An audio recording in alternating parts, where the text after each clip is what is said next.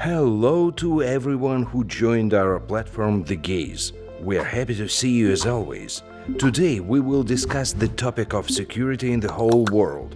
The key to this is the preservation and security of democratic values and the attitude of human life at the center of all discussions. So about everything in more detail. Talk for more with Henry Keane. The Kremlin just loves to tell the world about how great is the Russian culture. But what's about Dostoevsky when you're killing people in Ukraine? If you're a terrorist, you are a terrorist. And it is all about the fear and the awful terror that Russia is exploiting in Ukraine right now. October 5th, Groza village, Kupian district, Kharkiv region, Ukraine. 35 kilometers to the front line, to the line zero, how they say it in Ukraine. Russian missile Iskander-M hit the premises of a small cafe shop where locals gathered for a commemoration event, recent passing away of a compatriot volunteer of theirs. As of today, 55 dead people. Last year, the village was under Russian occupation. It was freed on September 9, 2022, during the counter-offensive of the armed forces of Ukraine. Today, only about 300 people live in Groza. Lived. As Russia has killed every sixth of them here on October 5th. Every sixth resident of a small Ukrainian village was killed by Russia. The National Police of Ukraine released a video where you can see and hear the phones of those murdered at the scene of the massacre continued to ring persistently. Friends and relatives tried to reach their loved ones, resulting to a last hope, but there were no answer.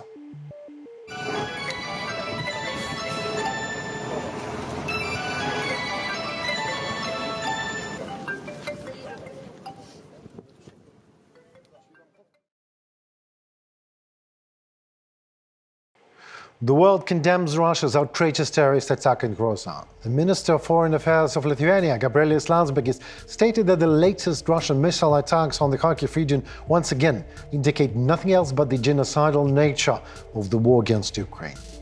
The head of the German Foreign Minister, Annalena Baerbock, promised to, I quote, do everything possible to protect Ukraine from Putin's missile terror. The Minister of Foreign Affairs of Poland, Zbigniew Rau, called to stop Russia and bring it to justice for all its barbaric actions as soon as possible. The Minister of Foreign Affairs of Austria summoned the Russian ambassador to hand in notes of protest. Vienna called the attack, I quote, a flagrant violation of international humanitarian law by Russia.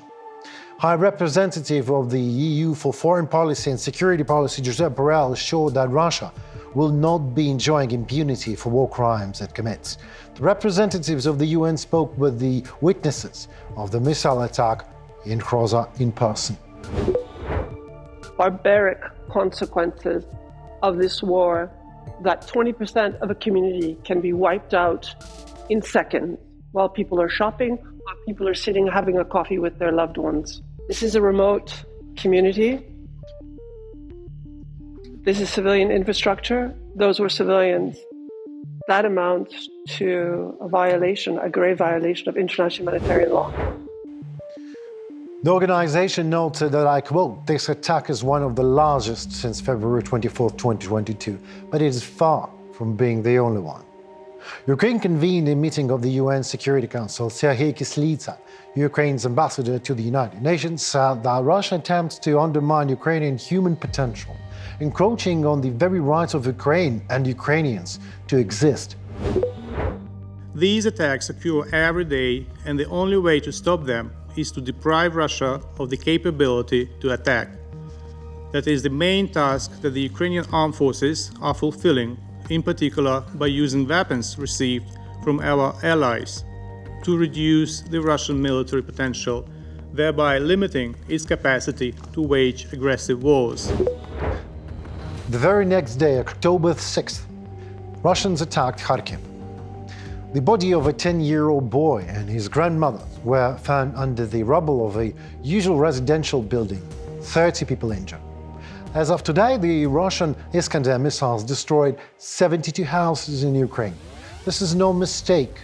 The occupiers are purposefully hitting usual civilian neighborhoods and communities, and this has been going on for the 20th month in a row, this Russian-style criminal imperial adventure, war in Ukraine. During this full-scale war, the bloodiest terrorist attack by the Russians so far was the attack of the drama theater in Mariupol. The exact number of victims is not known to this very day, and it probably will not ever be known precisely. However, according to various sources, the death toll is more than 300 people. In March 2022, Russia shells the buildings of the Kharkiv and Mykolaiv local authorities. Russia kills 29 and 37 people respectively. As a result of the attack on the railway station in Kramatorsk in April of the same year, 61 dies. An attack on a multi-story building in Dnipro on January 14th takes 46 lives. In Chasovo Yar, Donetsk region, Russian missiles hit a 5-storied building, 48 were killed. Vinnytsia, Kryvyi Rih, Lviv, Sumy, Zaporizhzhia, Uman, and Kremenchuk, and dozens of Ukrainian cities. Over the past 6 months, an average of 6 civilians are killed in Ukraine by Russia every day. That means a Ukrainian is being murdered by Russia right now while you are watching this. This figure is not even an official Ukrainian figure. It's a new report by the UN Human Rights Monitoring Mission. At the same time, the UN emphasizes that the actual number of victims is probably higher. What is this but genocide?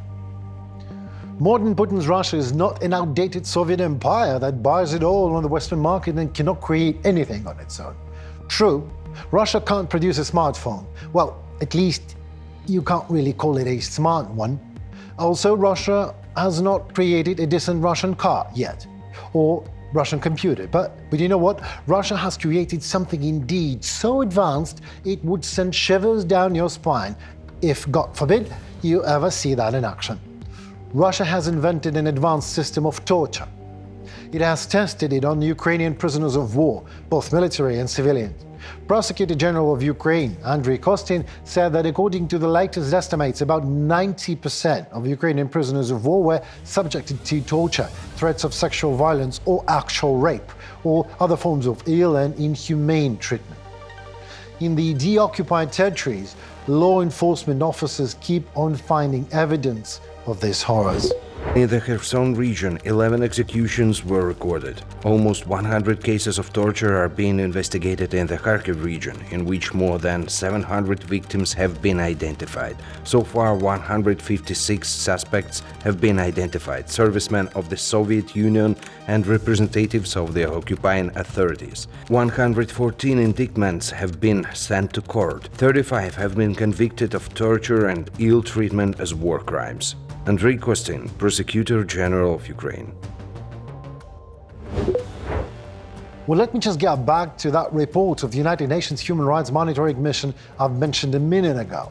The Office of the High Commissioner for Human Rights confirmed 6 cases of extrajudicial executions of Ukrainian prisoners of war. Amongst them was the shooting of sniper Alexander Matsievsky after he said "Glory to Ukraine."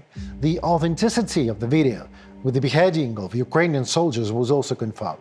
Do I have to enlighten you that executions of prisoners of war are a root violation of the Geneva Conventions and the war crime? Well, now you know.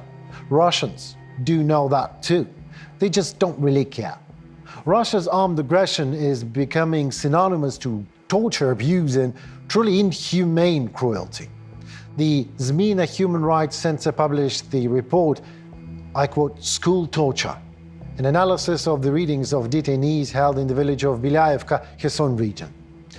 The ZMINA spoke with victims, witnesses and relatives of the detainees, 20 people from 11 settlements identified and confirmed to have been illegally detained in the premises of the Bilayev Lyceum. 4 of these people died.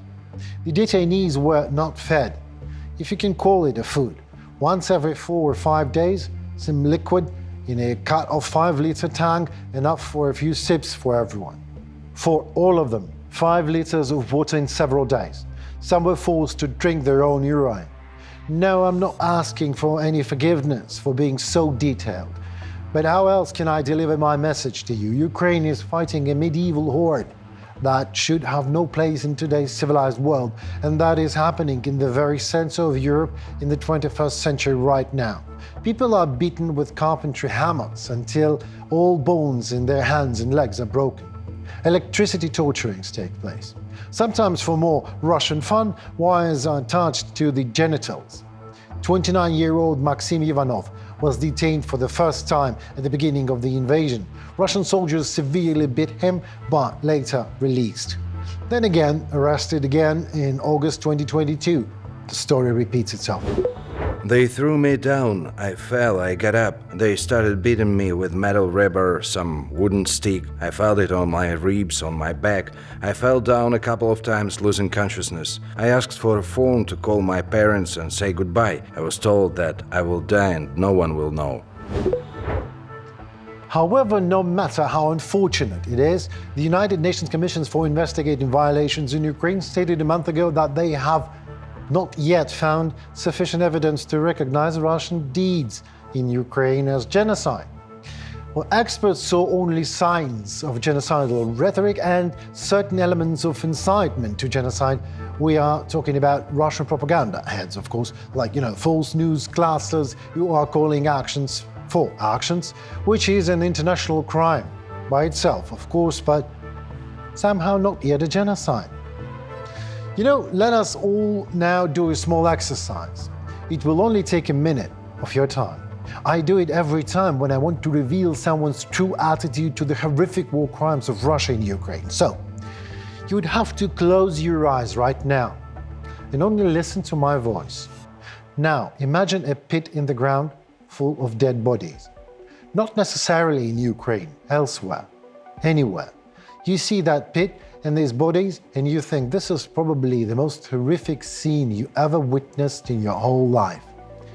But you do not yet know if this is a genocide. It is just a pit in the ground full of dead bodies, that's it. You don't even know how many of them are there. You honestly do not know if that is enough to fall under the definition of genocide. What is the actual figure of bodies necessary to call a pit in the ground full of dead bodies a genocide? So, you just keep on looking into this pit. Keep looking until you see a face you know. Your mother, your child, your relative, friend, your lover, someone dear to you. Now open your eyes and answer the question again. Is it a genocide? See, it only takes one body to turn a pit in the ground full of dead bodies to what it really is, an act of genocide, nothing else. It's just that body in there should be not some non-named Ukrainian, but someone dear to you. Take things personal. Then you will be able to call things what they really are. Everyone knows that war at least should be fought by certain rules. So what are the rules of war? Warfare is governed by a set of international rules known as the laws of war or international humanitarian law. These rules are designed to mitigate the suffering caused by armed conflicts, protect non-combatants, and establish principles for the conduct of parties involved in the conflict. Here are the key rules of war. Military necessity. Protection of prisoners of war. Ban on certain weapons. No attacks on cultural property. Treatment of the wounded and sick.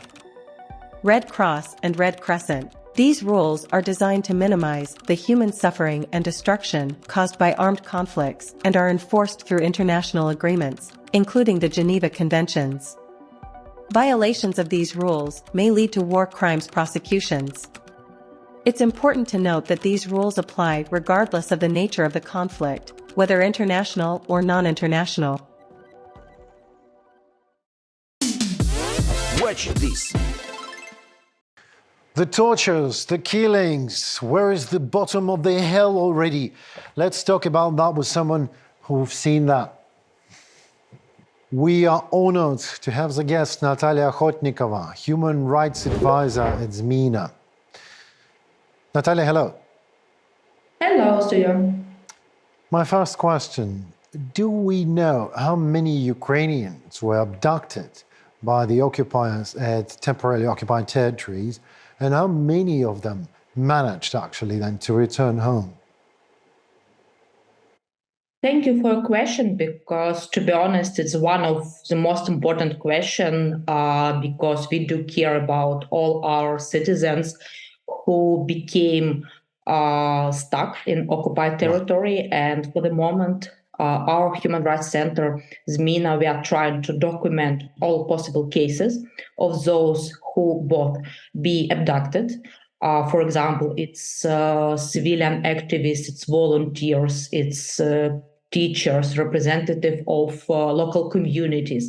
So those people who are real representatives, who are core of settlements. And unfortunately, since the start of full-scale invasion, Russians and their proxies from so-called DPR and LPR, they started to abduct them, to transfer them to temporary occupied territories of Ukraine, and then further to the territory of Russia, to prevent all possible, let's say, support of Ukraine by demonstration, by peaceful meetings. And this is one, let's say, fault of these violations. And another one is, this is, as you said, it's forcible deportation of groups of people, both adults and children, to the temporary occupied territory, but mostly to territory of Russia, and in some cases through Belarus. So, but regarding numbers, there is no general understanding of full amount of these victims, because some of them or their relatives, they're still in occupied territory and they are afraid to report on human rights violations, but we are afraid that it could be hundreds or even thousands of people. Natalia, you are doing a great job and investing a tremendous amount of time and effort into this. Can you please explain me one thing? I've heard of cases of repeated abductions. What is this? Why occupiers do that after all? Would let people go and then they continue to monitor them and then detain them and abduct them again? What for? Is this somehow, a way to break a person psychologically or what? It's a question of systematic approach of occupiers, because their main goal, as since 2014, when they hide upon their proxies from Donetsk and Luhansk region, and now especially when they decided not to hide and start to attack openly and not to hide that they're representatives of Russian authorities. They are against any Ukrainian, let's say, approach, any Ukrainian feeling in temporary occupied territories. And as I said before, so they started from local representatives of communities. They could be formal or informal. So they start to abduct, to keep in detention, illegal detention, of course, people. Right. They start to transfer them, to break these links between community and its leader. They're trying to, suppress resistance of Ukrainians, and this is one of reasons why Russians could commit several abductions regarding one person, because unfortunately, especially depending on situation with the deliberation, the occupation of some territories, because even after some time if a person was abducted, and after some time he or she was released, but the person couldn't cross the line, and he or she stuck on occupied territory, and he or she need to go to so-called police department and report about his whereabouts. And sometimes, unfortunately, we have such cases. For example, there's cases from Berdyansk, a temporary occupied city in the Zaporizhia region, that one young man was abducted He was kept for 1 month. He was beaten. He transferred this information to his family, who is in free territory of Ukraine. And unfortunately, after some time, he was abducted again, and now he's transferred to Russian territory, and he charged with so-called terrorism against occupational authorities, and he will become before trial in Rostov-on-Don in Russia. And this is not, it's typical, unfortunately, this typical situation for temporary occupied territory, how they do with our people, how they try to punish them for suppression, for being Ukrainian still. Yeah, this is exactly what they do, trying to punish people for being Ukrainians. Well, my next question was actually if you can give us some example of any specific cases. What you just did. You just told me that story of that man who was abducted again and detained again, and would have to face the unjust trial. But what do those who manage to escape Russian captivity say? Are they ready to share their stories even? It depends. It depends on many reasons. For the first time, when they released, of course, they have a meeting with national law enforcement bodies, so they share information with police, with security service of Ukraine, with other bodies. They share everything they saw, because our civilians, they do understand that information that they provide, they're crucial for other families, because another thing that Russians are doing, they hide any kind of information from families. So this is a part of their, let's say, policy to hide not only people, but even information about them. So families are struggling every day because they have no information whether their beloved one alive or dead, whether he or she has been tortured for some time, whether he or she is charged with some crime, or maybe against him or her there is no any legal points that raised by Russians. So after they return, and after they find, let's say, moral strength to share, of course they share, and we are very grateful for them. They share information, and they're trying to remember a lot of details, and they are trying to remember even some personal information. So they remember telephone numbers of families from their inmates and from cells.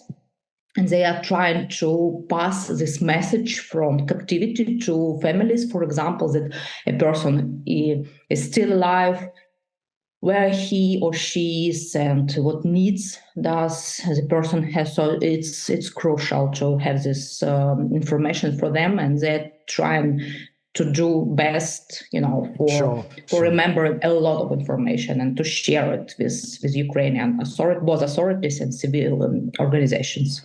I can only imagine, or rather said, I cannot imagine how hard it is.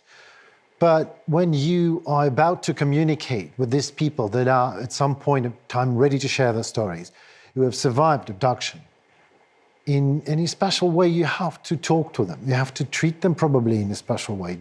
Please educate us. What do you do? You need to understand that it's not the case only, because we are lawyers or documenters. We need to, to put this mask to ourselves firstly, to not to fall into this empathy. It's not easy, to be honest. I'm unfortunately myself and my colleagues, we violate this rule sometimes, because it's not easy, not to be empathic to a person who had such a very bad experience. But of course, you need to remember about all events that this person gone through. So we have special questionnaires. We ask people from time to time, even during one conversation, whether it's fine to proceed or the person needs to have a break. Especially it concerns cases on torture, ill treatment, sexualized violence, and all kind of this, because we don't need to, to touch persons bad experience and re-traumatize person again. So you need to always to remember that information is important. To obtain information is crucial, but the most important thing is to keep person's mind in normal, let's say, state. If we see that we couldn't manage for the moment and a person needs psychological support, so we refer a person to professionals, to psychologists, to provide him or her free aid. And only after this, and only after permission of psychologist, that the person could share his or her experience, we could return to collection of evidence.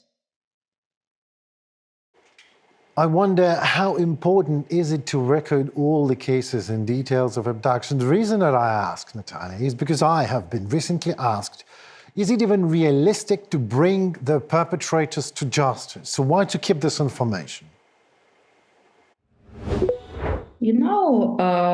The point is that every single war would stop only when everybody returned to their home, whether alive or dead, whether they return in person or it will be any kind of information, whether remnants, for example.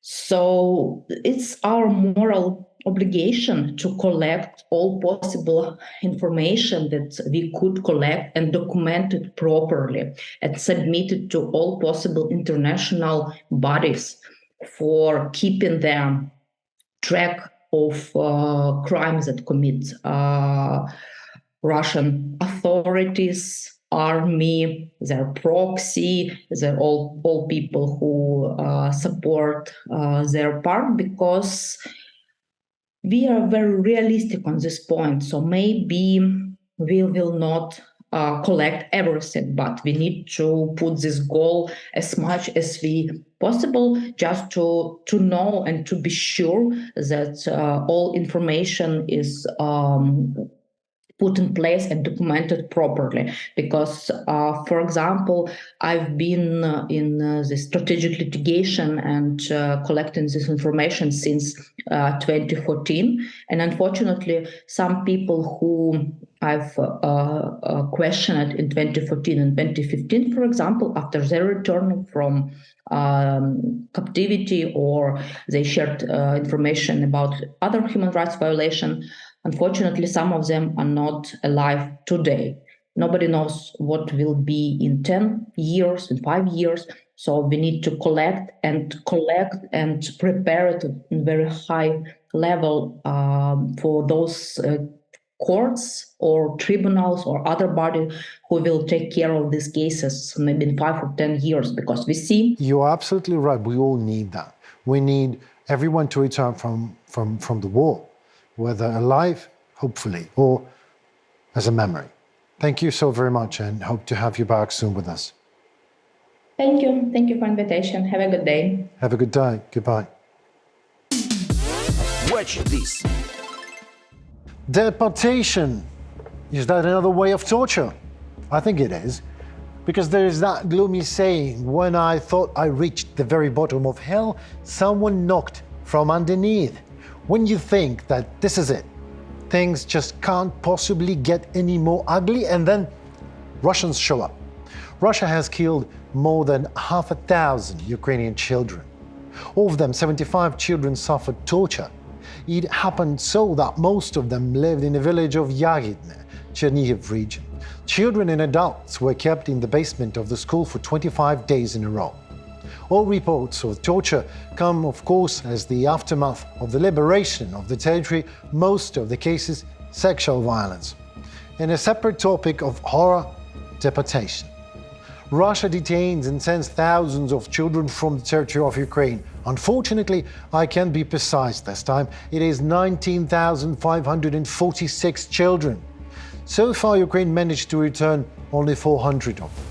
In March, the International Criminal Court indicted and issued arrest warrants for Russian President Vladimir Putin and the Russian Commissioner for Children's Rights, Maria Lvova-Belova. In April, the PASE recognized the deportation of Ukrainian children to Russia as a genocide. If you ever wondered what the aggressor country does with little Ukrainians in Russia, here it is: re-educates, Russifies, if you like. That is, to deprive Ukrainian children from what belongs to them by the very right of birth, Ukrainian future. As if that is not enough, there are more than 26,000 people officially recognized as missing in Ukraine. Of them, 11,000 are civilians and almost 15,000 are military. The data is as of September, publicized by the Ministry of Internal Affairs of Ukraine. The nature of the brutality of this war waged by Russia against Ukraine as a state and Ukrainians as a nation is somewhat difficult to grasp for Europeans or Americans. In the spring of last year, the whole world was shocked by the terrible footage of the atrocities of the Russian military in the cities of the Kyiv region, Bucha, Gostomel, Irpin. I was there, and I've seen it with my own eyes.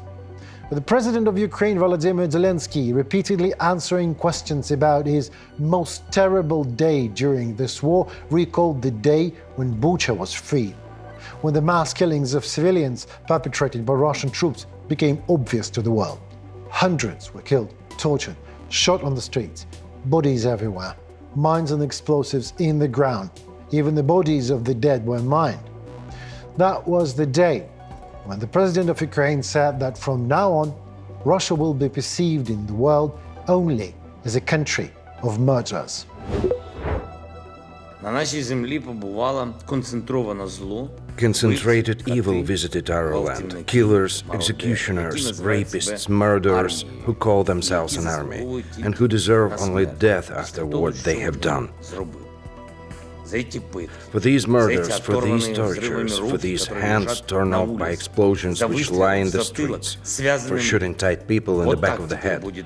This is how the Russian state will be perceived now.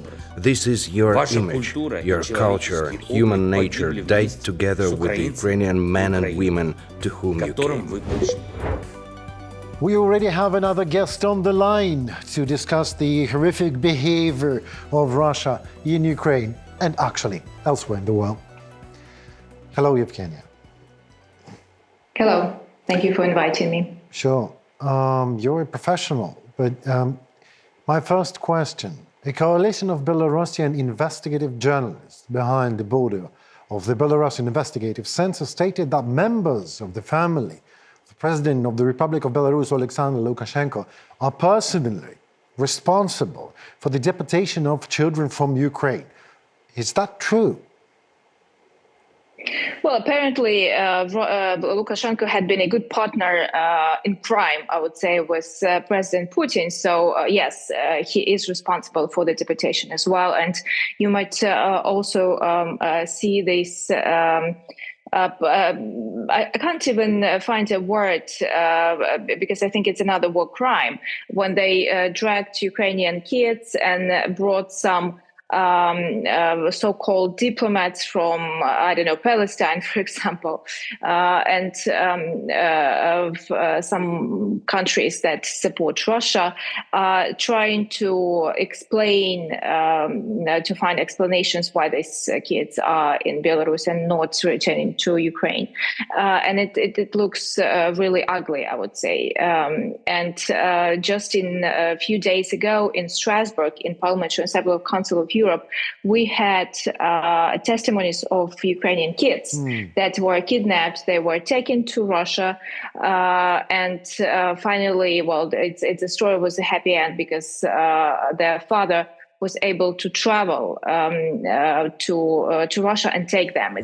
He's the father of 3 kids. Great. And he now lives with them in Riga, in Latvia.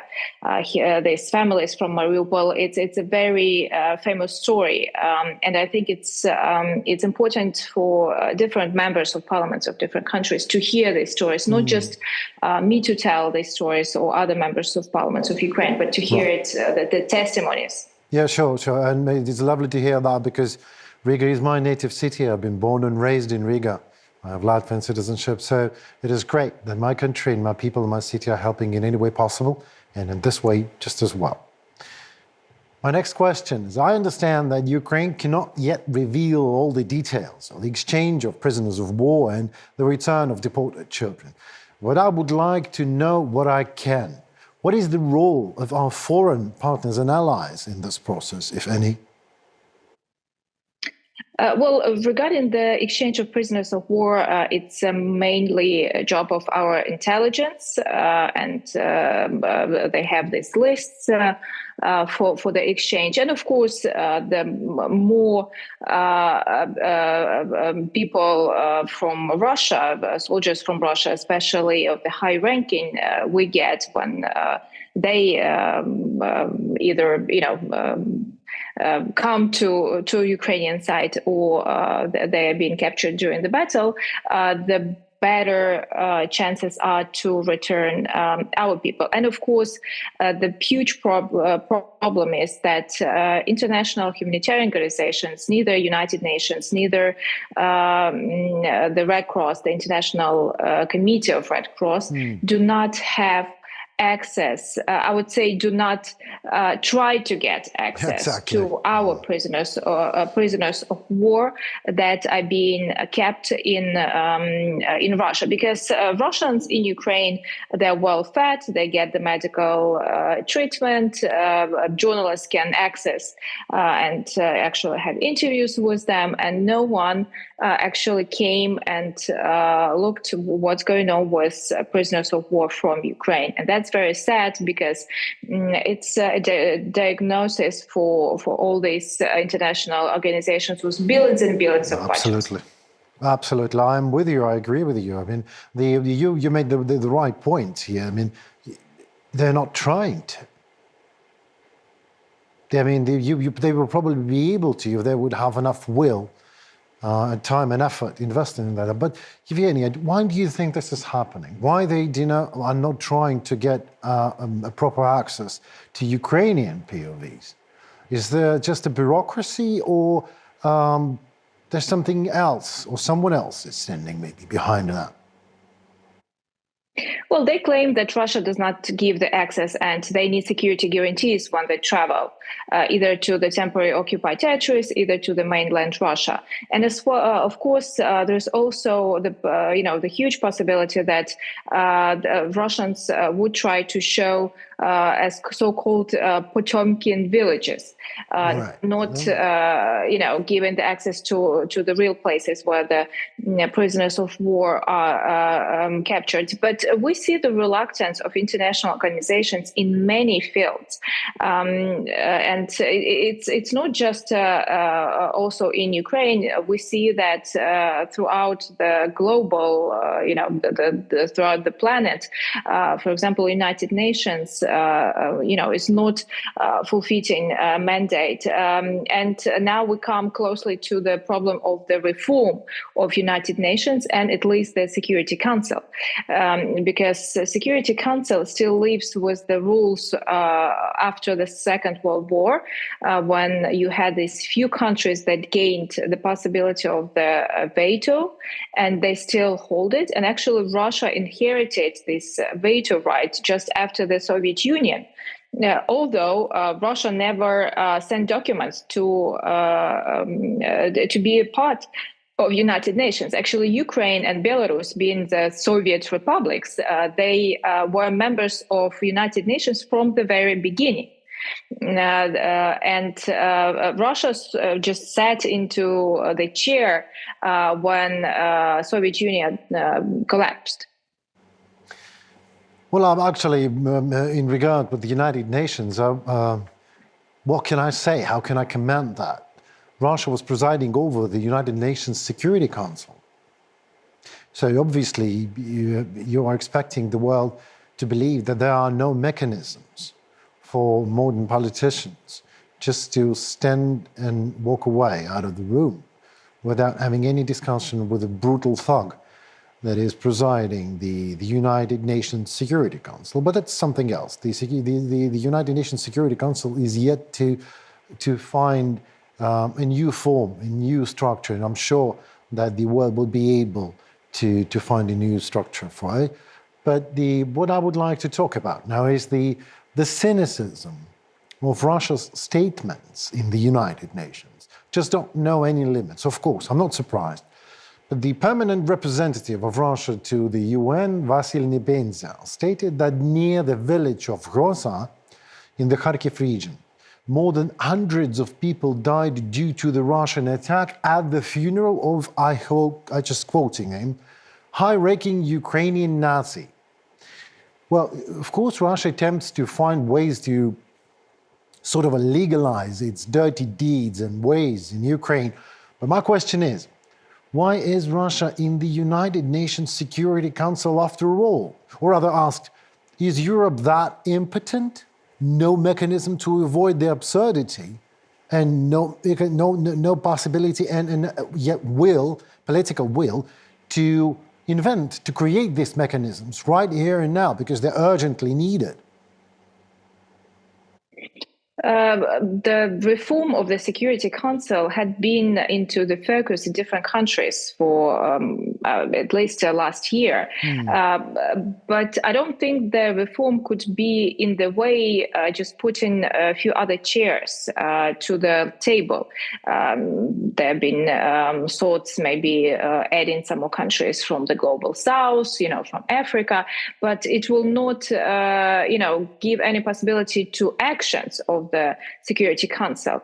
For example, the bright example of the non-action is the tribunal, the establishment of the tribunal to prosecute the crime of aggression. The tribunal for Rwanda genocide or tribunal for former Yugoslavia was created by the Security Council, but in that time no countries vetoed it. And actually, that probably was the last actions of the Security Council in regards of the justice and at least just peace, how you can get closer to it. But in the terms of the international tribunal that has to be, of course, established for the crime of aggression of Russian Federation, the Security Council is blocked. And it's not actually the problem just of the United Nations. And in the terms of United Nations, we have 193 countries, and we at least see that a bit less than half support Russia, for example, in voting for the Council for Human Rights, and it's outrageous. This vote happened just maybe a week or 5 days after the brutal attack on Groza. By the way, the number of the casualties had risen up to 56, and 3 people are still missing. So probably it's sadly, but it could be 59, and all of them were civilians. So we have these countries that are being bribed or threatened by Russia, especially when the vote is secret. And in this way, Russia is trying to find some leverage on especially poor countries, developing countries, for their votes. So I think it's a challenge not just for Ukraine, not just for Europe, but for all the world that called itself democratic. Thank you very much for your fair, clear, and very well-argumented answer to my quite a provocative question. Now, by no means I want Ukraine to be doing the same, what Russia is doing. If you can't make any friends, make enemies or bribe them. Sending, 5 vehicles to Africa, that's a red flag for Russian politics. And let's do it otherwise. Let's make firm friends. Let's not blackmail. Let's help Ukraine to build a diplomacy of a new level that suits Ukraine as a nation that is brave and enough to fight this war. And let us all help the world to understand, and it needs to keep on supporting Ukraine, because this is the war of civilization, if you like. I believe it. This Yeah, is and we're holding this wall that we're actually this wall that is guarding the West from these barbarians. I absolutely agree with you. Thank you for your time. Thank you, Yevheniia, and for what you do. Thank you for inviting. And for your My bright and pleasure, clear explanations. Thank you so very much. Hope to see you soon with us. Take care. Watch this. Long before Russia began deploying its military forces along Ukraine's border, Moscow used another weapon of very mass destruction, if you ask me, religion. Until 2014, Russian President Vladimir Putin referred to the Orthodox religion of Ukrainians and Russians as one of the elements of the beloved narrative of false brotherhood of nations that turned out to be nothing but a desire of annexation of Ukraine. And the Kremlin chose the Ukrainian Orthodox Church of Moscow Patriarchate as the main tool of the Russian hybrid war in religious field. We can talk about the activities of the church for a long time. This is a complex topic to talk about. However, to give the rough idea of the thing, let me give you some figures. During the full-scale invasion of the Russian Federation of Ukraine, the Security Service of Ukraine exposed more than 60 priests who worked for Russia. Instead of saving souls, they were engaged in something way less noble but way more profitable. From selling weapons to child pornography, numerous cases of public hate speech and religious hatred incitements from Russian passport holders within clergymen. Currently, the Kremlin cynically uses religion as an instrument of what it now calls not only special military operation, but gives it a level up, a holy war. Watch this. This is not the first time that Russia commits war crimes against its neighbors. Before Ukraine, there was Chechnya. Then Georgia followed the list. In 2008, 9 of 12 regions of Georgia were bombed by Russia. The Russians shelled more than 30 cities in Georgia and villages including Tbilisi and Kutaisi. Cluster bombs and other types of prohibited weaponry used. As a result, hundreds of civilians and military personnel killed and wounded. Thousands of local residents joined a great, horrific exodus. 500,000 forcibly displaced persons and refugees. And this war only lasted for 5 days. After the EU brokered ceasefire agreement signed, which obliged Russia to withdraw all its armed forces to pre-war positions, Moscow continued its aerial attacks and bombardments of the entire territory of Georgia for 2 weeks later on. Then the Kremlin recognizes the so-called independence of what actually is the indivisible regions of sovereign Georgia, Abkhazia, and region of Tskhinvali, South Ossetia. All this was an unprecedented attack on the fundamental foundations of the international order, a flagrant violation of the basic norms and principles of international law, and a huge blow to the UN Charter.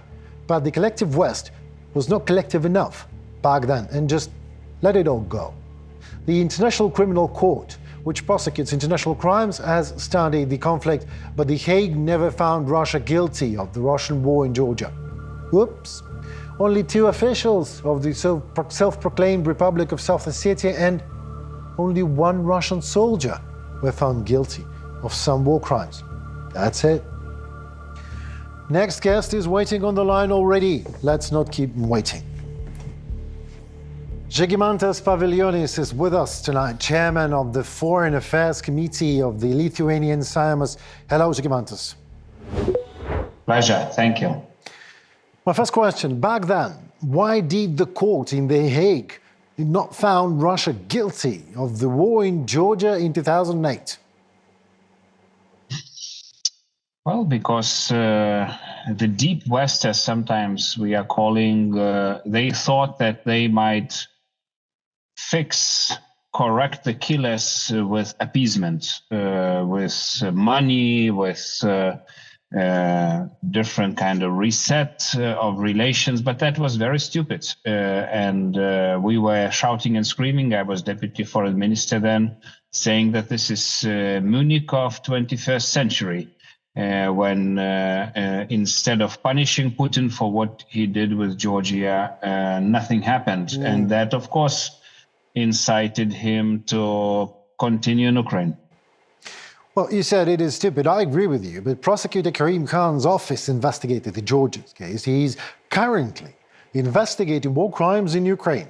Tbilisi filed a lawsuit in 2008. The case tried, decision baked only in 2022. It has been 14 years with no result in the end. So the war in Georgia lasted 5 days. The full-scale invasion of Russia of Ukraine is on for more than a year by now, a year and a half, pardon me. So how long do you think The Hague will be considering the case of Ukraine this time? Well, waking up is slow, but it's happening. So, first of all, Europeans are waking up. We all expect European Commission soon to recommend to start accession talks with Ukrainians and Moldovans. Right. We will have a battle inside the European Council in December that should open accession talks with Ukraine. Yeah, and of course, everything that the world saw after February 24th makes them already serious. So I think that also events in Israel makes them even more serious. It seems that evil of this planet is uniting and attacking us free and democratic societies. So if we want to preserve international order, and civilized rules of the game created by grandfathers of ours in United Nations, though it was still not done correctly because you have two criminal regimes in Security Council, but at least some kind of order if we want to preserve, we have to punish those regimes. And Russia was unpunished for 100 years. So I think we will all punish them first in Ukraine, and then we will punish them in all other territories, including international organizations.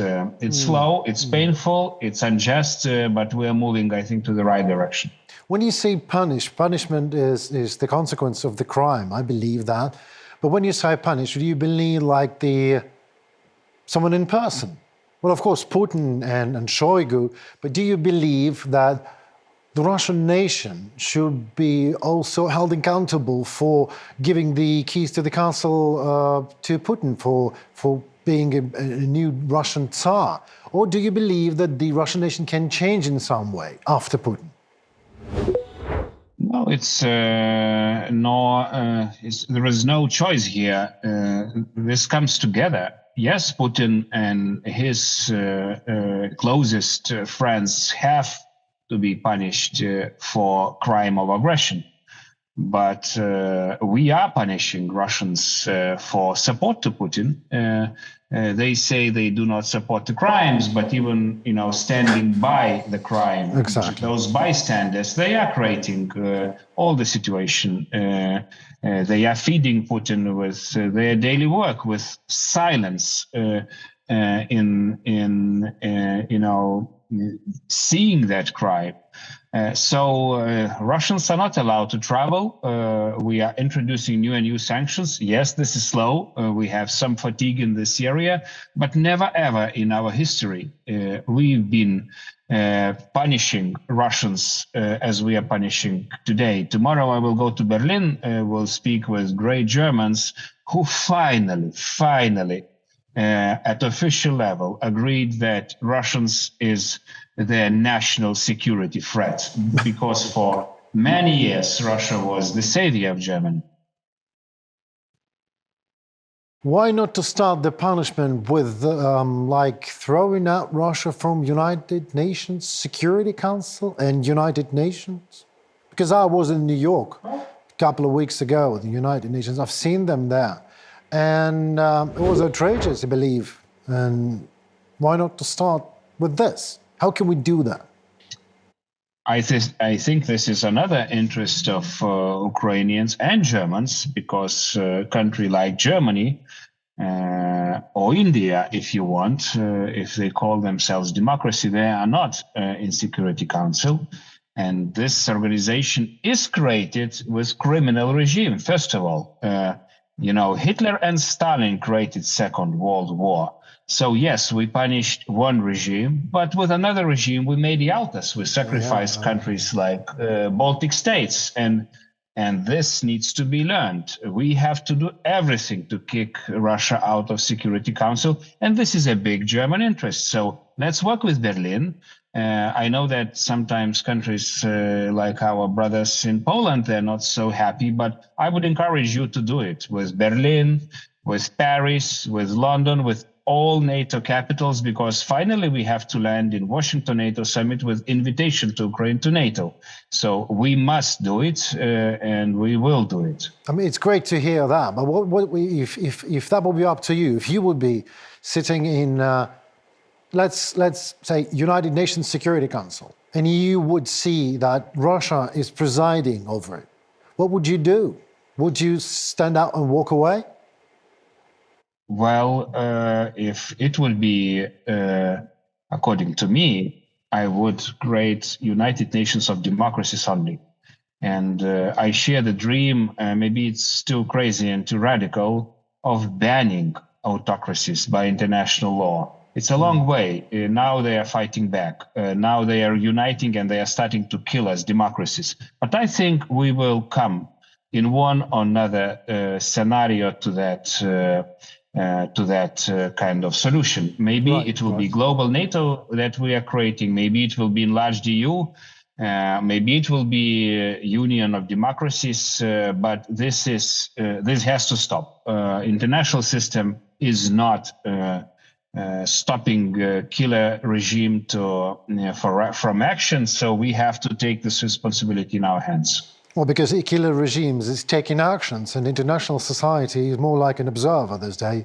It took more than 1.5 years for my beloved Germany to understand that Russia is an existential threat for Europe and a security threat for Germany. So this is kind of a criminal inaction, I would call. But my next question, and the last question in this session is, do you believe that all the perpetrators of the terrible crimes of Russia on territory of Ukraine will actually face trial in The Hague or elsewhere? Of course. It took 12 years for us to convince the West to behave with us in a way they behave right now. It took about 6-7 years for Central Europeans to do the same. It will take some time. I think we are very close. We just need to make one step. In Vilnius NATO summit, we agreed that Ukraine will go Finnish and Swedish way to NATO. Right. Nobody else, just Ukraine. So if we do that step in Washington NATO summit, if we open the doors to NATO, if we continue supporting Ukraine for your victory, but first we have to defeat Russia. And this defeat should be tremendous. It should be similar to Hitler's defeat, because I don't think that Putin is getting that he's losing. So we have to prove it, first of all, on the battlefield and with our politics and openness towards Ukraine in EU and NATO, opening all the doors to you because you deserve it wholeheartedly and you defend our own freedom.